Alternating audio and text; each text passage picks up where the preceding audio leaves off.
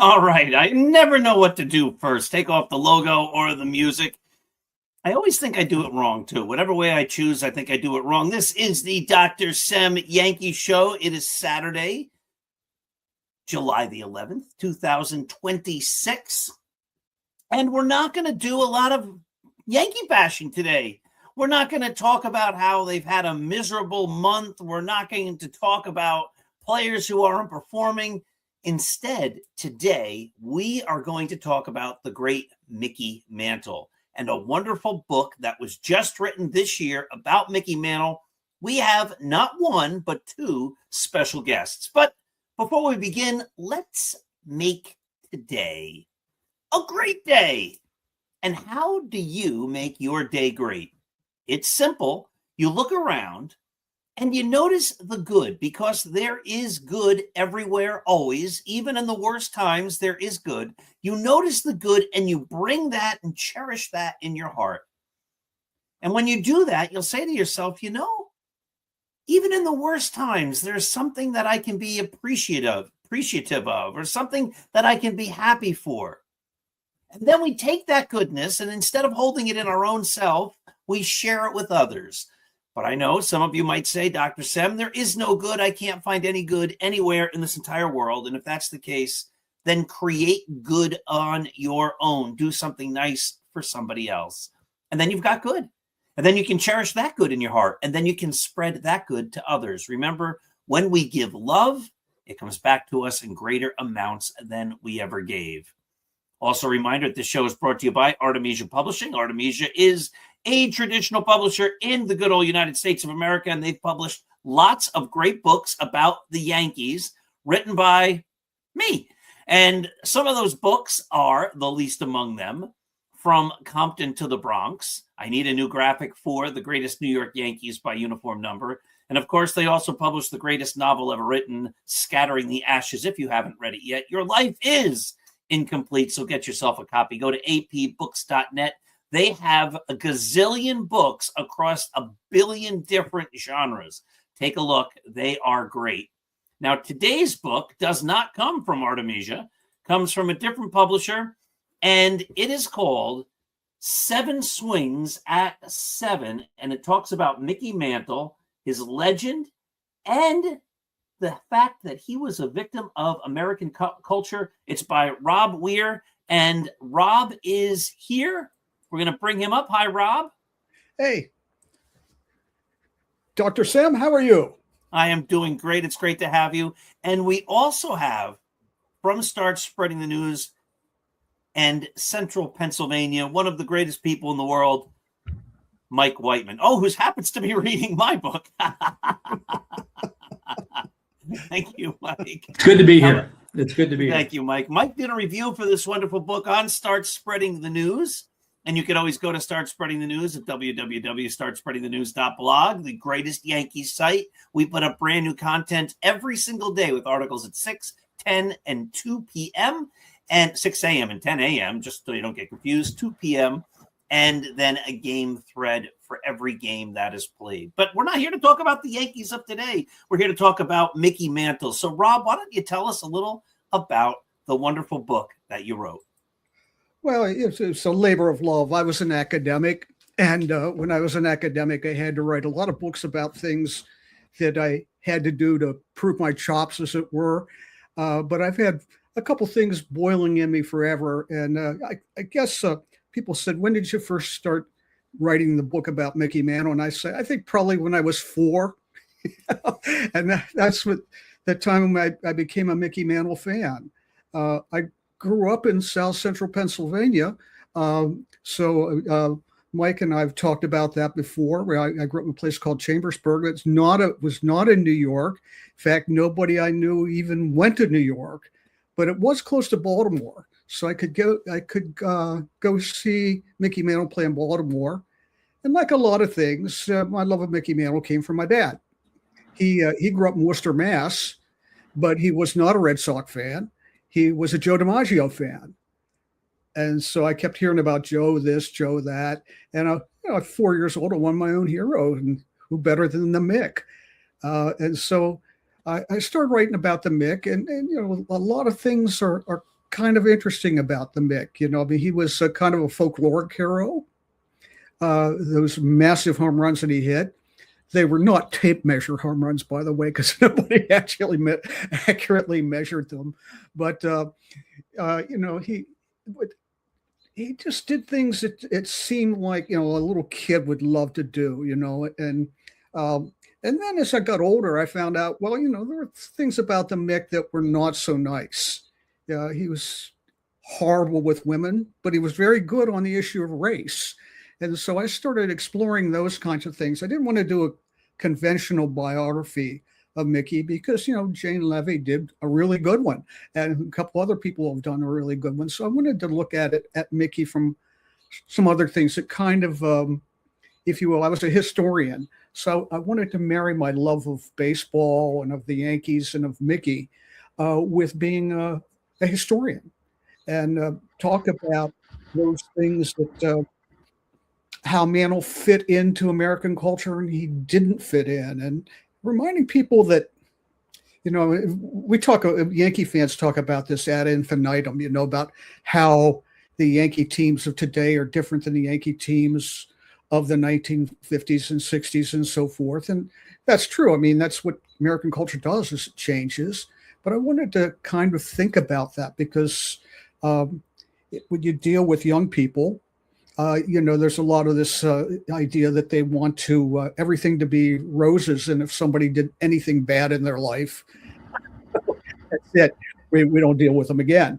But Mantle did a lot of bad things, but he didn't necessarily do things that weren't expected of men in the 1950s. So I wanted to talk about that. And I also wanted to talk about another thing that he did that was not expected of men white men in the 1950s, which was that he was pretty doggone good on the issue of race.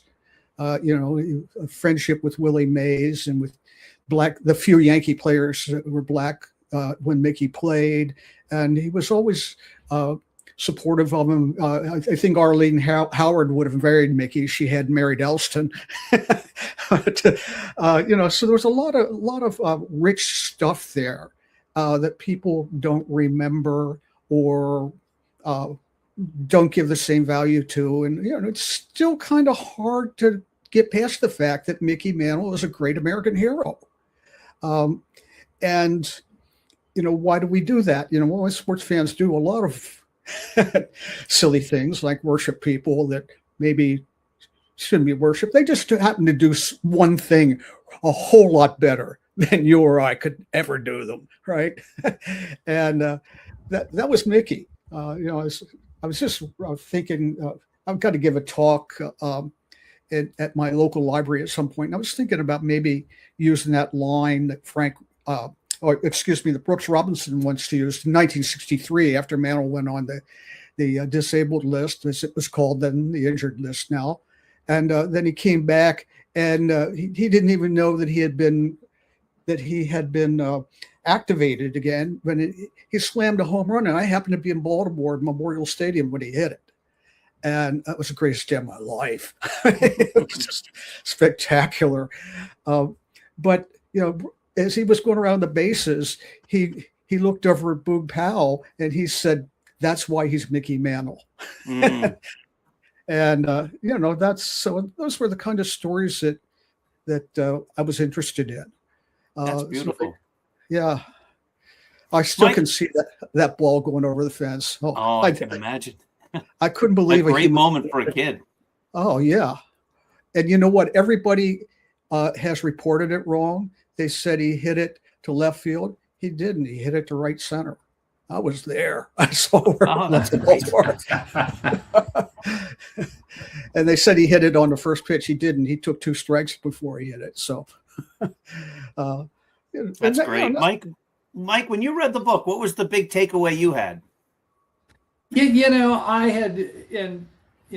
came to Mickey Mantle fandom, much like Rob, from my dad. And so Mickey Mantle was my dad's favorite player. The Yankees were my dad's favorite team. Yep. And so again, like Rob, I grew up in central Pennsylvania. All my buddies were Phillies, Orioles, and Pirates fan. And, me, I'm a Yankee fan. And so, well, Why are you a Yankee fan? Why don't you like Mike Schmidt? Why don't you like Willie Stargell? Why don't you like Dave Parker? I'm like, I'm a Yankee fan. And it came from my dad. I liked the Pirate. I liked every Pirate except Bill Mazeroski. Yeah, I hear his name, and even I wasn't even around when that happened, but it was so I was raised that Mickey Mantle was the best player ever, and was my dad's hero. And of course, as I grew up and as I learned more and more about Mantle, again, like Rob said, we started learning about some of the warts of Mantle, and I've seen recollections of Mantle that ignore all of that and basically say that he walks on water. Mm-hmm. I've seen the other part where it's just like Mickey Mantle is just a bad guy. It was just a bad guy. And the thing that I really liked about Rob's book is that it was as balanced of a story, account of Mantle as I think that I've ever seen. And you know what? It is okay to say that Mickey Mantle was a baseball hero, and it's okay to say at the same time he was not a perfect person. No, he was not. And I think his instincts were good. I think he wanted to do good. And, like I said, and, when you talked about how he treated Elston Howard, I think about the end of his life when he said, when he said, I'm not a hero. Yes. And, that to me was as courageous as anything I've seen in sports, to just basically say those things about himself. And then, it was just a really good balanced account. And so that's what really struck me, Rob, when I started reading. Yeah. Well, thank you. That was one of the things I wanted to do, but we forget that sports heroes are people, don't we? They take on this other aura, as it were, and they are subject to the same temptations, the same expectations, and the expectations of white men towards women in the 1950s was not particularly PC. Let's say, they were expected to be aggressive and to not necessarily engage in affairs like Mickey did, but on the other hand, that could get you cred with other men if you did. Sure. And You went well in the locker room. as well as in the locker room. I remember the other thing I remember this so vividly from when I was in elementary school. I read, I had to give my first book report, and I of course gave it on Mickey Mantle. What else would I do it on? And there was a story about Mantle in Detroit and how he and Billy Martin played follow the leader around the 8th floor of a hotel. And that's not what they were doing at all. They were peeping into windows to see if they could catch their teammates with some woman other than their wife. But that was not the way it was reported in the book that I read. And when I read it later on, I said, well, it kind of dawned on me, well, of course they weren't playing follow the leader because Mickey was afraid of heights. But that was the kind of bad boy behavior that was just, American culture was fraught with it. And Mickey engaged in it. He over engaged in it. I think if the real tragedy of Mickey Mantle was that he didn't catch on that act had been shop worn for a good decade by the time that he took up with, the woman who was not his wife. But, he just didn't learn from that. But he did learn a lot of lessons along the way. He learned that his drinking was a bad thing, and that it probably ruined his health, which was fragile to begin with. I think he's makes number 1 on the list of most injured athletes of all time, professional athletes of all time, and that couldn't have helped him any. And some of his reported injuries, pulled muscles, and so forth, were really that Mickey got drunk. That's what happened, and but on the other hand, you do have these stories of him coming out later in life and saying, "Hey kids, I'm not a role model. I'm what you should not do." That is incredibly courageous, and the things that he did with commercials he did with Willie. You remember that the story of how Larry Bird and Magic Johnson became friends over commercials. Same thing with Mickey and Willie. The only difference is it was cool to do it when Larry and Magic did it, and it was not cool at all to do it when Mickey did it. Sure. But but he would go in and Willie was very shy. People don't know that about Willie Mays. He was a pretty shy guy. I got to shake his hand once, me and about 1,000 other people in Atlantic City. But he didn't put himself out there the way Mickey did. He didn't have Mickey's charisma, but they were making a commercial together, and they were supposed to cry, because their product was not available to them and so forth. And Willie said, just put his foot down and said, "Willie, don't cry." And Mickey went up to him and said, "Let me talk to him." And he came out, boom, nailed it. And they said, "What did you say to Willie?" And he said, "Oh, man, I just told Willie I loved him. And, he knew that I wouldn't do anything to hurt him." And, that's an extraordinary relationship for that period of time between a white baseball player and an African-American baseball player. And, absolutely. Yeah. So Mm-hmm. the other one and then you talk about the injuries. Of course, you devote a whole chapter in the book about the injuries. About the injuries. And again, you can't really talk about Mantle's playing career without talking about those injuries. Yeah, name it, he had it. I think the title of the chapter was "If Mantle Had Two Good Legs." Oh, yeah, that was my father's mantra. And he played pretty darn good on 1 or 1.5. So yeah, Casey Stengel once said that Mantle was the greatest one-legged player he had ever seen, and and he said, in fact, he might be the greatest player I've ever seen, 1 or 2 legs. But it caught up to him. I mean, those injuries caught, and osteomyelitis caught up to him. That's not something you you get rid of. That's something, once you got it, you've got it for the rest of your life. Now we can control that now, but you know that Mickey couldn't have gone in the military if he wanted to. And I think he probably did, because he got booed because he didn't go to the Korean War, and people didn't understand that he couldn't get in. I mean, he was tested 3 times, and each time he was rejected, 4F. But that was the least of his worries. See, I think the 51 World Series, first when he was this kid, right, 19 years old in New York, and he's playing there beside DiMaggio, and he rips up his leg. Well, the chances are very good that Mickey Mantle played his entire career with a torn ACL. Okay, now we can fix those now too. But remember, it used to be if you tore an ACL, your career was done. Well, okay, so Mantle plays a total 18 seasons with a torn ACL. I mean, that's crazy.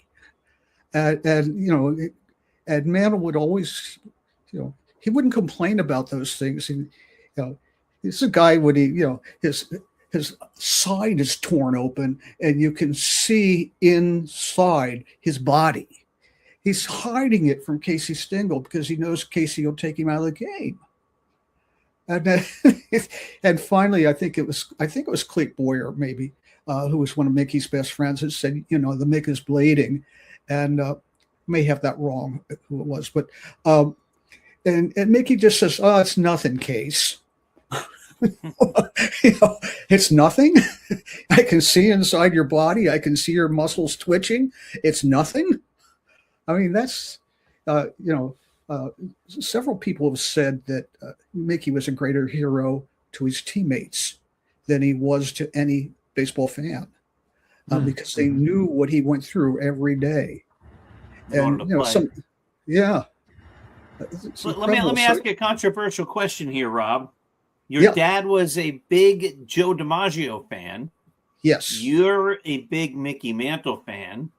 Yep. Mike can then jump in on this too. When I was growing up, oh, by the way, Mike, very nice new office. It looks great. Oh, thank you. Thank you. Just hoping to get a little more light here. So yeah, it's got good. It's good. When I was growing up, the general consensus was Joe DiMaggio was the better player. Yeah. Then with the advent of news statistics, people now tend to rate Mickey Mantle as the better of the two. Rob, yes. Who's the better of the two, Mickey Mantle or Joe DiMaggio? Lou Gehrig. Good answer. If you look at, nice, very nice, Rob. Very nice. If you look at Lou's numbers, he played alongside Ruth, so obviously he doesn't get the line. Never got the limelight, as it were, and he was a pretty shy guy himself. But if you look at his numbers, they're phenomenal. Although I know that in some of those latest polls where Yankee fans got to vote on who was the greatest, it's always Babe Ruth, of course, but Mickey came out second. Mantle came out second in those, and you know, and I think Mickey was a better player he was a more dangerous player than Joe DiMaggio. And by the way, Joe was no peach as a human being either. If you read some of the biographies of him, but you know, Mantle could do. I mean, he could just hit the ball so far.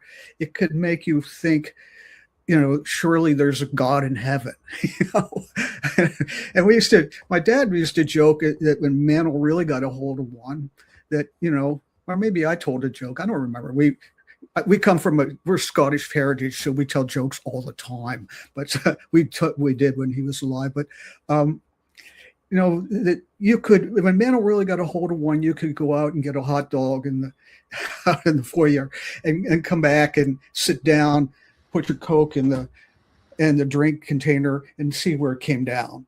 You know, I mean, there were home runs that he hit. You know, I didn't get to see the home run he hit in Detroit.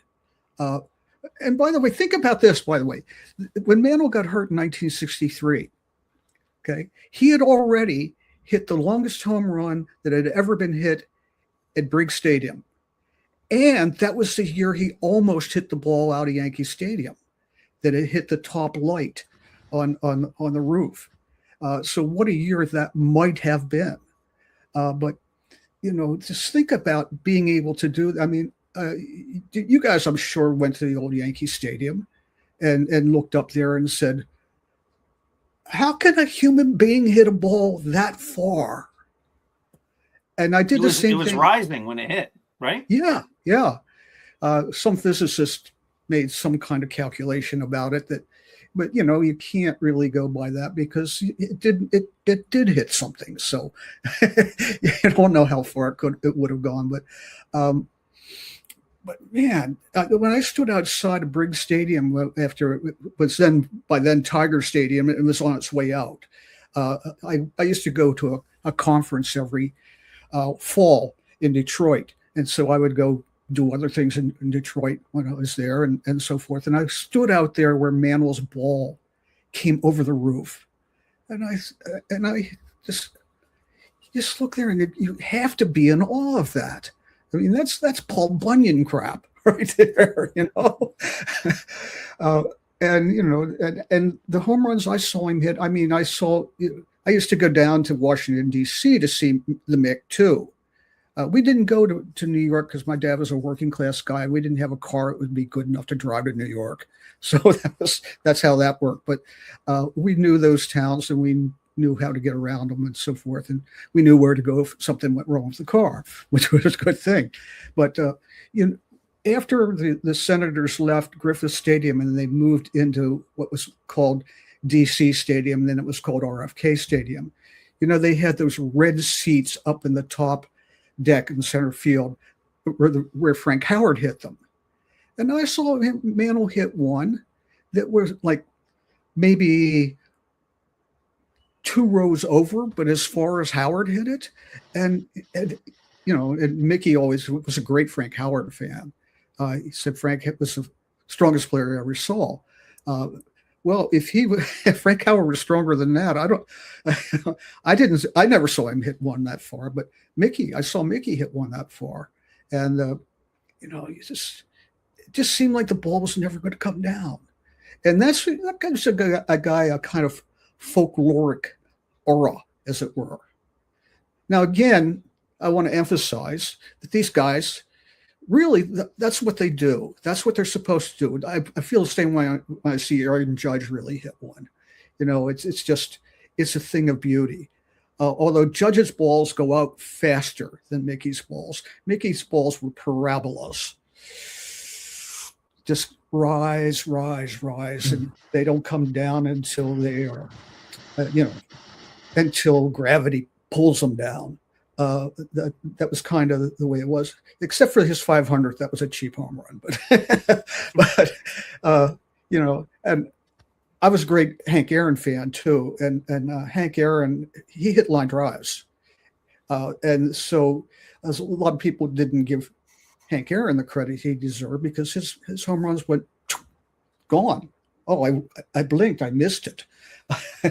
But Mantle's, you didn't miss them. And that was just something for a kid to see. And then, as I said, I later on, I put my historian's skills to trying to do a balanced view of Mantle, and and found out that he fell short of being a hero, but they were never heroes to begin with. I mean, they might be legends, but they weren't heroes. A hero is a guy who pulls a kid out of a fire, right? Or takes his buddy back to get medical attention in the line of fire. But but a legend is a guy who he transpires time, and that's the reason we still talk about him. There are certain players we still talk about. We still talk about Babe Ruth. You guys never saw Babe Ruth, right? Mike did. Mike grew up with Babe Ruth. I think I'm older than Mike, so I've aged well. Yes, I've aged well. But we never saw those guys. But by the way, my dad was from Worcester, Mass. And his brother was a Red Sox fan, and my dad was a Yankees fan. But the reason was, though we were Scottish, my dad grew up in an Italian neighborhood. And I didn't know my paternal relatives all that well until later on. My father always said that in Worcester, you go into a home and there's a picture of the Pope, there's a picture of Jesus, a picture of Franklin Roosevelt, and a picture of Joe DiMaggio. And the first time I went to see my grandfather and his friends, that was true of every home I went into. So my dad grew up a Yankee fan because, who were the Red Sox? They had Dom DiMaggio, but that's not the same thing, right? No, it's not. It's a very worse I can't think of the word. It's a poor replica for the real thing. Dominic DiMaggio. He was a great player, but he wasn't Joe. Obviously. He was great. He was a graceful outfielder, very graceful outfielder. My dad used to say that when Dom DiMaggio was with the Red Sox, he played center and right because Ted Williams was lazy. And I thought, no, I don't think so, Dad. I think Ted Williams might be the greatest pure hitter that I know of. And that's my dad's favorite player of all time, Teddy Ballgame. Yeah. My dad's a Red Sox fan. Yeah, well, yeah, that must be fun at holidays. But I didn't grow up hating the Red Sox, though. That was an interesting thing because when I was a kid, who cared about the Red Sox? I mean, they were terrible. They were better than the Senators, and they were better than the Athletics. But that was about all you could say for them. So they were not a very good team. But so when I moved to Massachusetts, I've always been a baseball fan. So I looked at guys like Dustin Pedroia, and I said, "Now there's a baseball player." I love Dustin Pedroia, and so forth. But it's you can get to hate Red Sox fans living in Massachusetts, just as in New York you can come to hate Yankee fans. We try to be a little different than that, Mike. I think we're more reasonable as Yankee fans. Yes. Yeah, I think we try. Yes, I think we do. I think we have good perspective in it, Paul. Sports. I've heard some sports radio up your way, down your way, I should say, and or down your way, Dr. Sam. But sometimes they're just crazy. They're a little bit too rabid. You admire their passion, but you say, could we be a little bit objective about it? That might be a good thing. Yeah, I try not to listen to too much sports radio any longer. To just and actually, when you're writing a Yankee site, I try to keep my perspectives and my opinions my own. And if you listen too much to everybody else, then their ideas sometimes filter into the way your own thinking. So I think you're right. And I find a lot of it to be obnoxious, to be honest. So a lot of the discussion has less to do with sports often, and they're just talking about nonsense, and that just drives me up the wall. Let me turn it over to Mike again. Mike, we're past the 30-minute mark, so we're going to start winding down. Do you have any other questions for Rob about Mantle, about the book, about any part of the whole topic? I would say, Rob, and maybe you answered it, but I had said one of my favorite parts of the book were the 7 home runs. Yeah. And what really struck me was, again, these all weren't famous ones. Like the 1951 spring training against USC. Yes. That to me was a great story. Yeah. And I think might have been one of the things that pushed a guy who was in Class C the year before past about 8 different, B, A, double A. Yes. Up into the majors. So I don't know, do you have, and so you've seen obviously Mantle homers in person. I have not.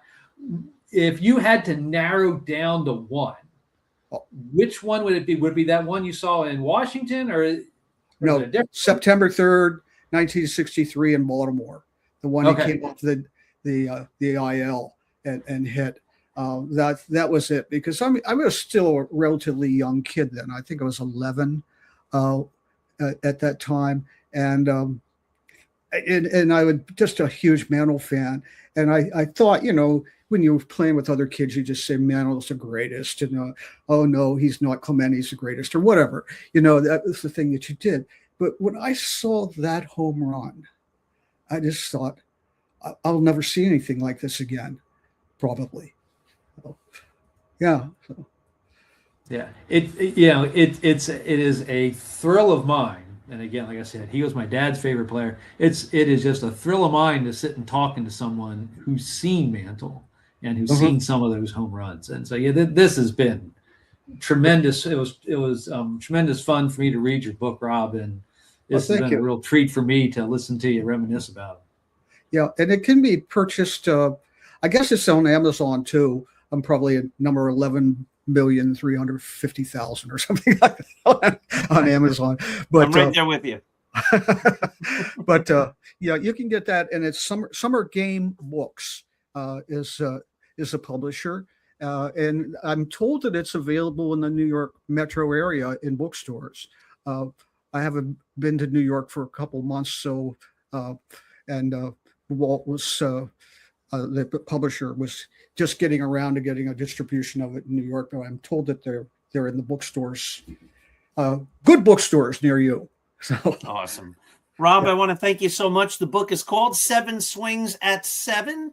The story of Mickey Mantle, told not as a hero, not as a bad guy, but a balanced look at one of the greatest baseball players of all time. 7 Swings at 7 by Summer Game Books. Take a look. Go find it at Summer Game Books or on Amazon. Rob, thank you for joining us. Mike, thank you for joining us. Everybody, thank you for watching. This has been the Dr. Sim Yankees Show. Let's go, Yankees. Have yourselves a wonderful day. Remember, when we give love, it comes back to us in greater amounts than we ever gave. Have a great day. Okay.